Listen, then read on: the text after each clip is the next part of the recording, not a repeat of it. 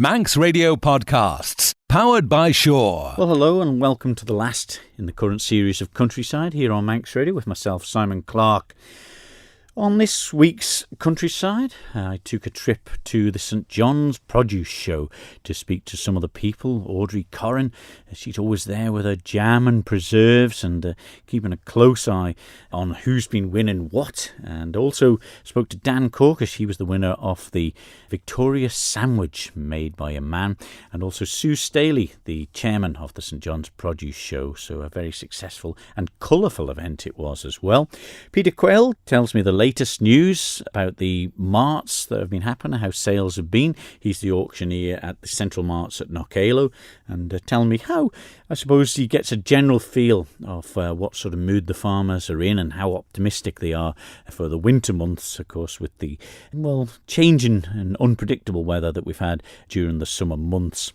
And also we find out the latest news about Dutch elm disease here on the Isle of Man from the Dutch elm disease coordinator for the forestry side of DEFA, Jimmy Lee, and the government and DEFA particularly reminding the public about the See It, Snap It and Send It, which will give you more details throughout this programme.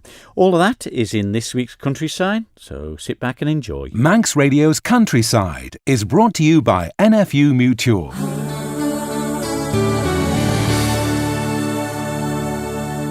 Well, first on this week's Countryside, it's been a trying time for the local industries involved in market gardening, vegetable production and cattle, sheep and also crop here on the Isle of Man with the farmers.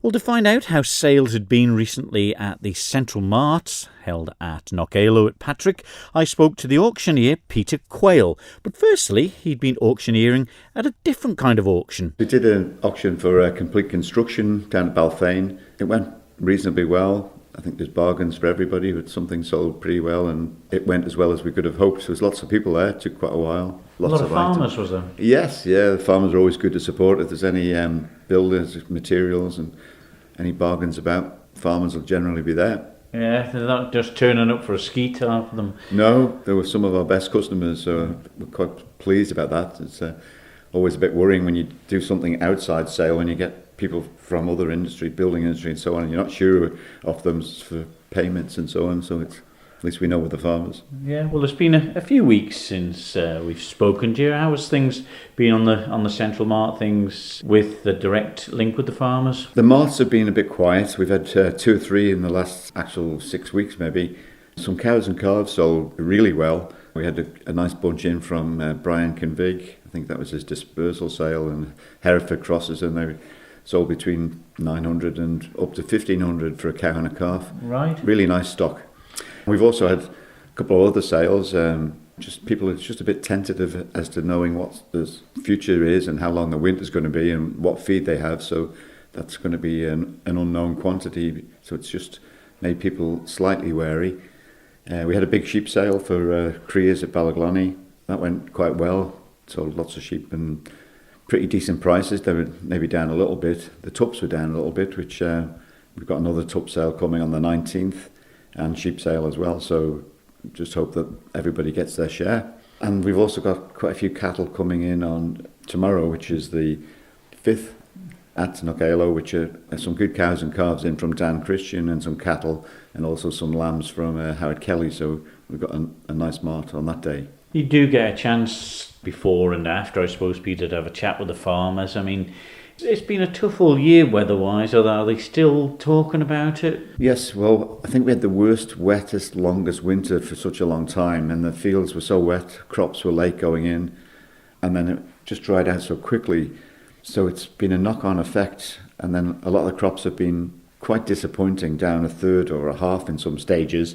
Especially some of the potatoes on the north, I think they've been hit pretty hard. I don't think they're even worth picking. After putting a lot into the seed, the potatoes, and the amount of fertiliser they put on, the growing, the care, and then to get nothing, it's just, it's almost unknown. Is that the dry bit? The potatoes need good water, don't they? They need water. Yeah. Everything needs water. Everything needs a drink. I mean, some of the places maybe in the middle and the north, and especially some of the crops put in late, maybe got a little bit more water, and some crops are, they're doing okay. But it's not, we've had plenty of rain at the moment now, but it's going to be February, March when the fodder situation will be quite scary, because it could be difficult to find any other hay or silage to buy on the island, and it's not going to be the situation away in the UK is very similar. So I don't know where the fodder might come from if we do have a difficult winter, but nature balances out, and farmers are eternally optimistic, and hopefully if we get a nice autumn, things might just balance out, and we just need a late good autumn and a nice early spring, which would certainly help everything. What about the harvest? What's the sort of general chat about that? Some of the grain is well down. The grains are quite small, and some of them are not. They're actually going through the combine, and then you haven't got the feed value as well. And then the straw situation in some places is well down by half. So that's the biggest concern. But the hay and the silage, it's growing well at the moment. If conditions stay decent and farmers are able to make a late cut of silage, then that will certainly help. But when you've got, especially the dairy farmers and the big beef farmers, with 200-300 cows, they take an awful lot of feeding, and some of them are really concerned. As the auctioneer at the Central Marts, I suppose you see a knock-on effect with that, with people, like you said, a little bit tentative to buy more stock because maybe they haven't got enough feed to keep them going. Things have changed, and we're hoping as the autumn approaches and we look forward to the autumn suckler sale that there will be, things will look a bit better if people have had a decent cut of silage. It would be impossible to make hay this time, but the silage in bales would be just help them make up their winter ration. So people have sort of cut back as much as they can on anything that's unproductive, and there has been quite a lot still going away, which we do rely on that bit of trade as well. The meat plant can't cope with everything, so it's a fine balance, but it's not much between a feast and a famine on the Isle of Man, and we just have to wait and see. Of course, the equine side of things as well, the equestrian side of things with the horses. I mean, are they sort of a little bit worried about hay? And because obviously you've got a fairly good quality hay for a lot of the horses. Well, I have heard people concerned about where they're going to get it from, but they are in a position to pay considerably more and make it pay, and it doesn't particularly worry them if the bale costs £20 or £40, whereas you cannot make it pay for livestock at those higher prices. So all in all, it's been a tough year so far, but you seem to be given the vibe that the farmers are a little optimistic. A lot of them are family farm, and they can live on very little. They work hard, and don't think they need too much to keep them going, some of them. I don't think people would understand how they do get through with what they make from farming, and that's why a lot of the farmers do have some sort of other income that helps support them, or a hard-working wife at the background, or what the family farms take some beating. They're just amazing. Not just animals and things that you're involved with in the auctioneer? Occasionally we have machinery sales. We always have one in February or early March, but we have had one or two inquiries about a machinery sale in the autumn, so we're just considering that. We've got a few ideas, so if anybody has got anything, we're going to have another machinery sale, so that would be something to look forward to maybe. So that will be all news in due course for that one? Yes, keep an eye on the website and look forward to seeing people. Auctioneer at the Central Marts at Knockaloe in Patrick, Peter Quayle, telling us about how the recent marts have been and the forthcoming ones as well, and remaining pretty optimistic, obviously getting a good chance to chat to people that are hard at work on the farms, and as he rightly said there, a lot of them involved in family farms for many, many years, and keeping them traditions going with the hours that they have to do. But we'll soon see as the winter months come in to see how the feed lasts over the winter.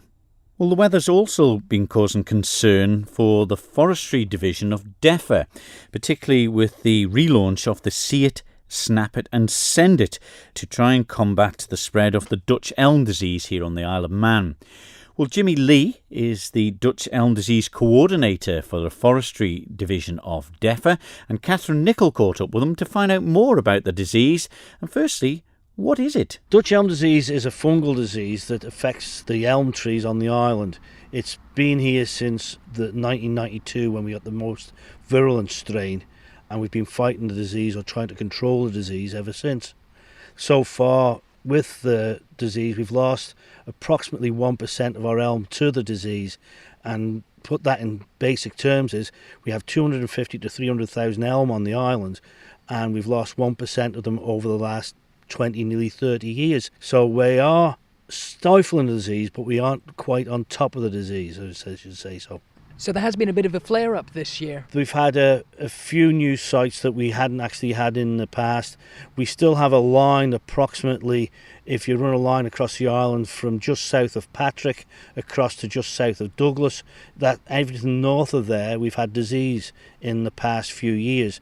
Anything south of there we've only had the odd instance, and the last time we had disease south of that line would have been before the year 2000. So this year the weather really is causing you a problem. The weather's caused a lot of problems, especially with the disease itself and the flight days of the beetle, but also because our main sanitation felon program, our main way of dealing with the disease is actually fell and burn the timber.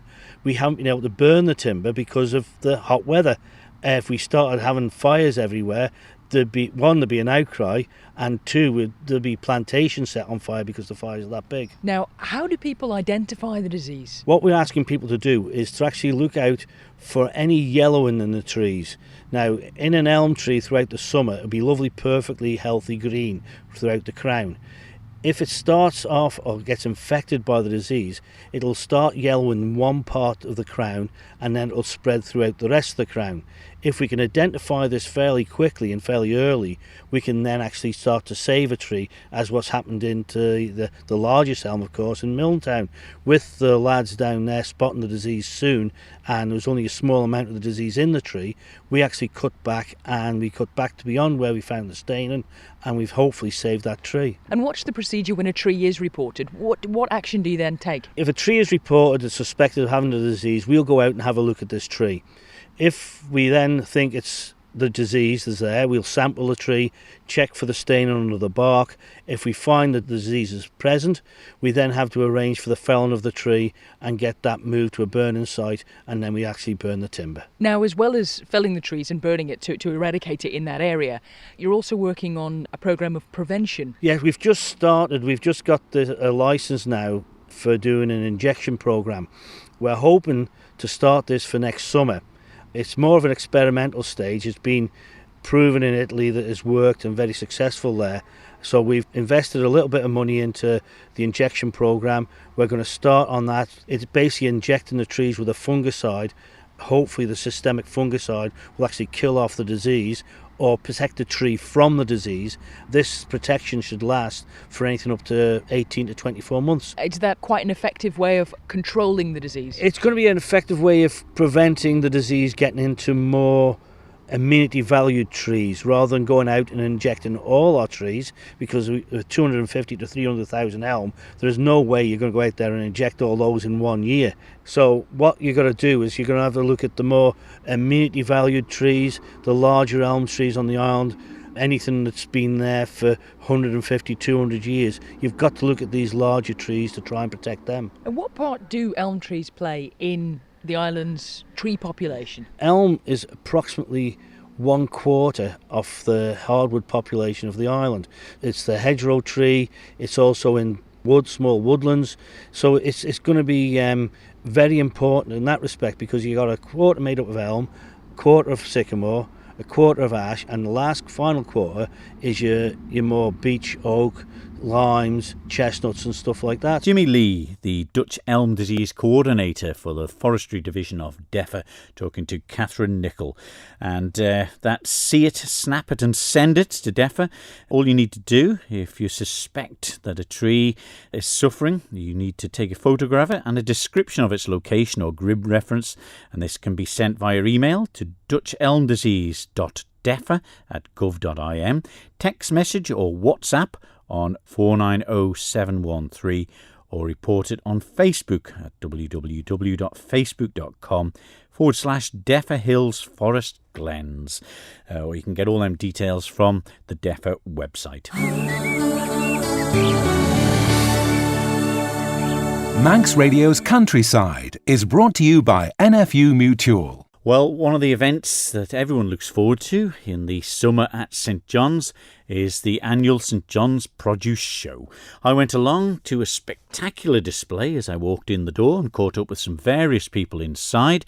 And firstly, I caught up with the chairman of St John's Produce Show, Sue Staley. Once again, people have turned out for us, and as you can see, the exhibits are plentiful and colourful as well. And that's one thing that's noticeable when you walk in the Methodist Hall here at St John's, is the way it's set out, which is quite splendid really, because you've got the colour of the flowers, the colour of the vegetables and the cakes and photographs in the other places. Yes, we always have the vegetables down the centre of the hall with the flowers on the side and the confectionery on the other side, and we feel like that's the best way to set it out. Well, how many years have you been involved in it now? Oh, I don't know. Safe to say? No, not safe to say.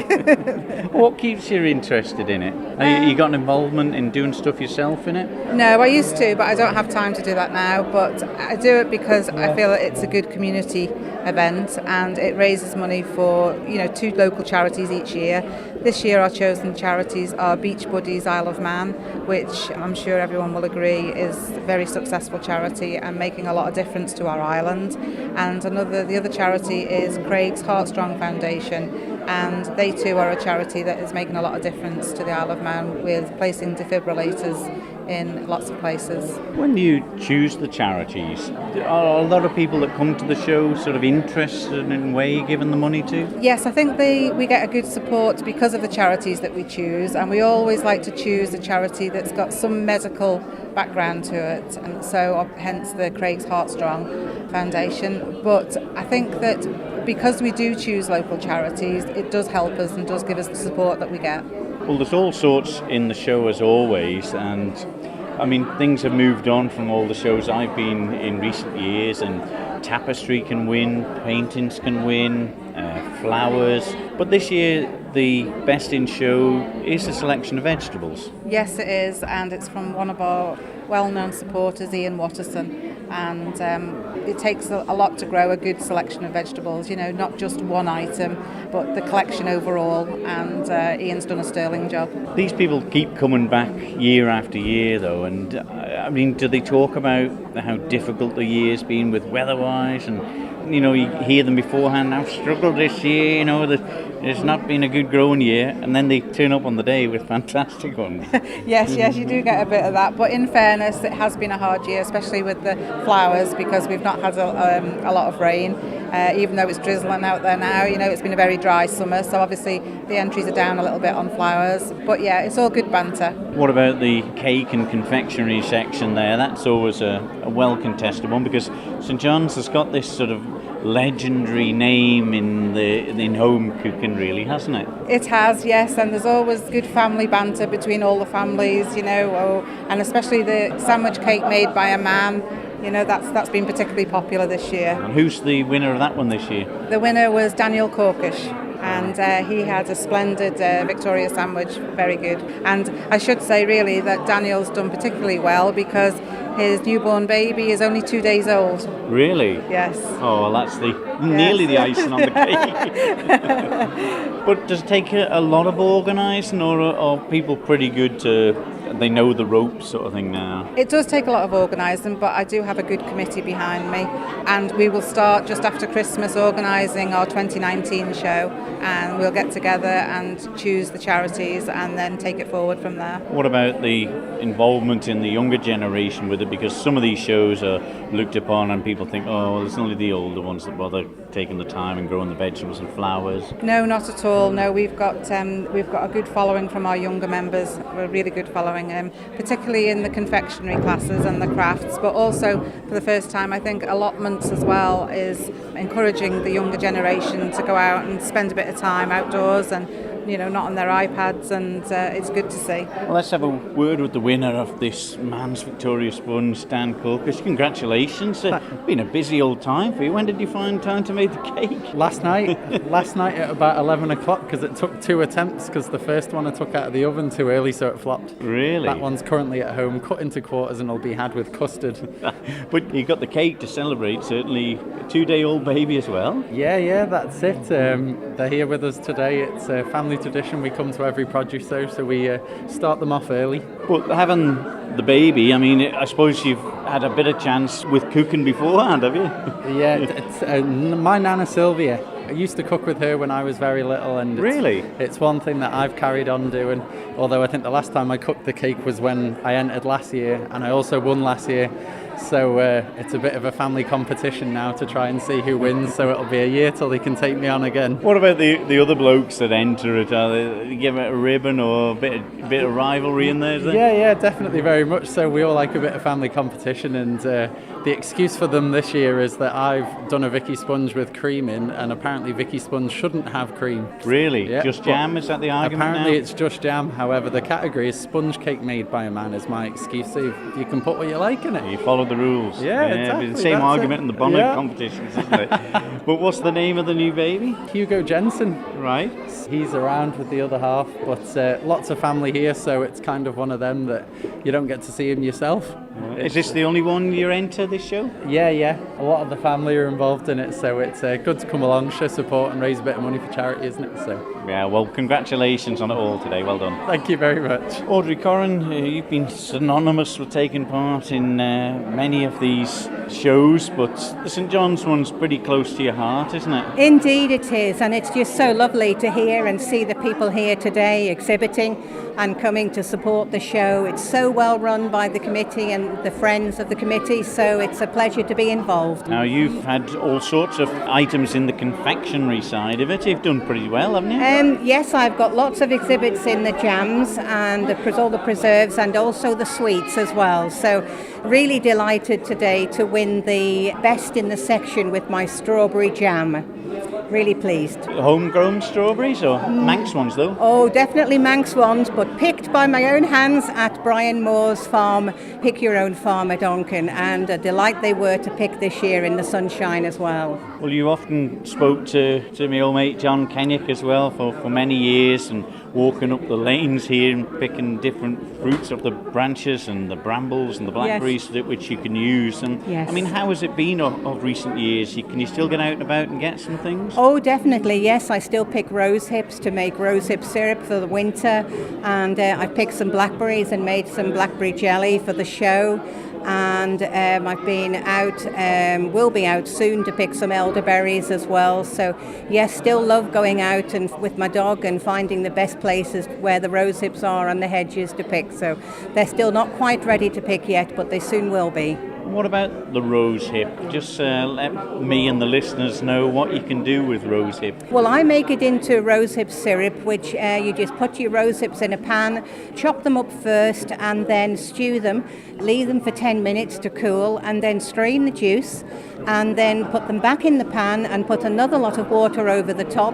Boil them again, let them rest, and then strain them again. And so you get 2 lots of juice from the rose hips, and then whatever amount of juice you've got in water, you add 1 pint of juice is 1 pound of sugar, and boil that, and then take the foam off, skim the foam off, and then put it into sterilised jars. I use bottles that I have, sterilised bottles, and keep that for the winter then. It's good for you then for the winter. Do you have it like a medicine or something? Yes, I just usually take a little sip of it in the morning and a little bit at bedtime, and hope that it keeps me well throughout the winter. Well, it's good for you. Seems to be looking But well on it, so but it's working. also lovely to put over ice cream as well. Buy some nice ice cream and just drizzle it over ice cream. It's very lovely.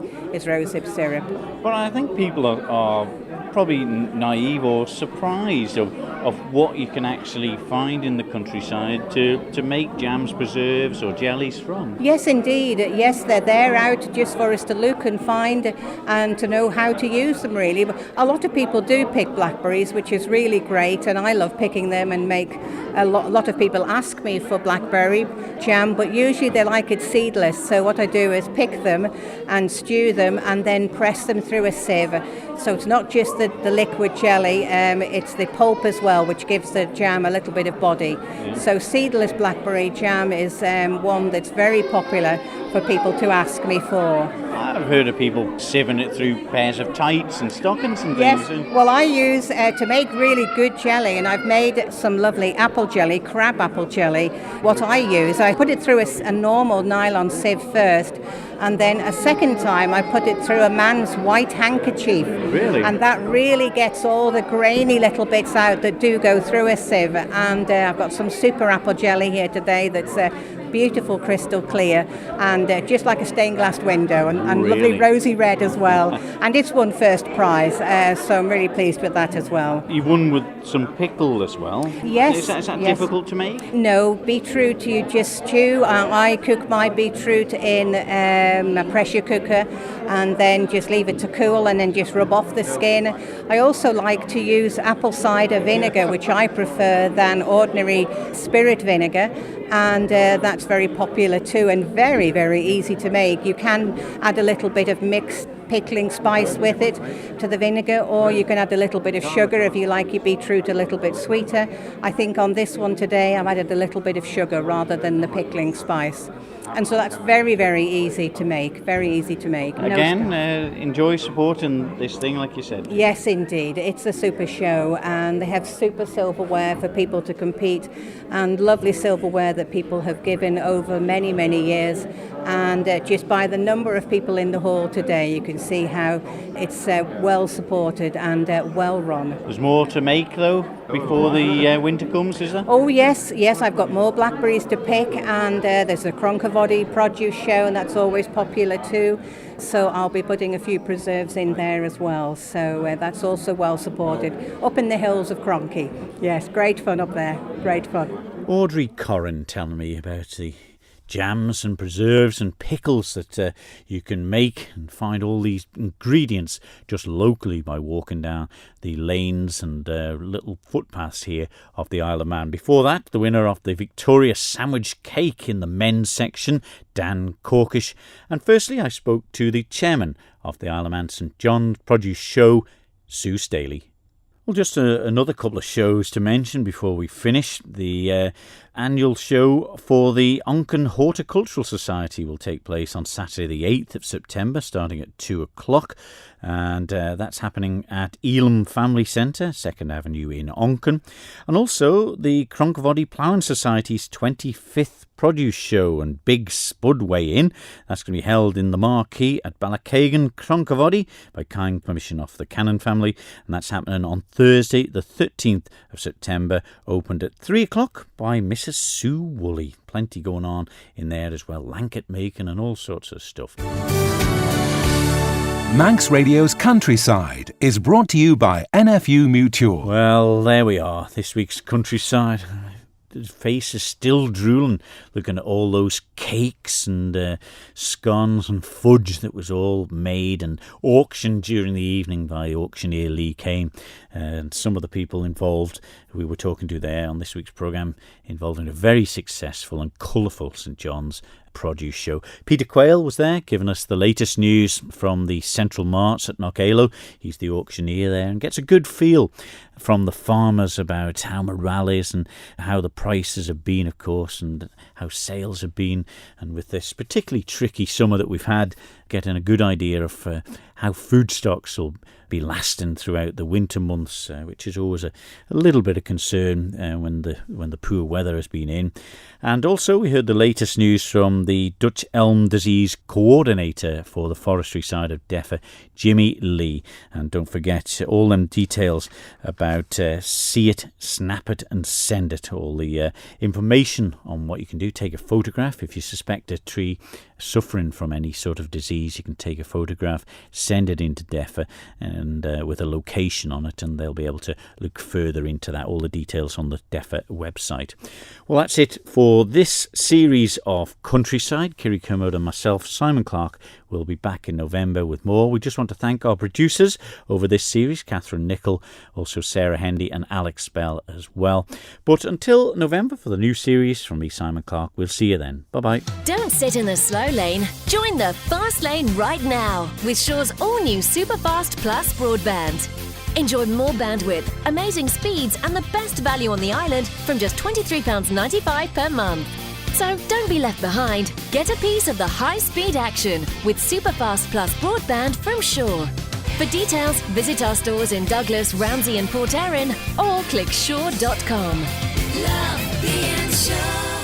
Terms and conditions apply.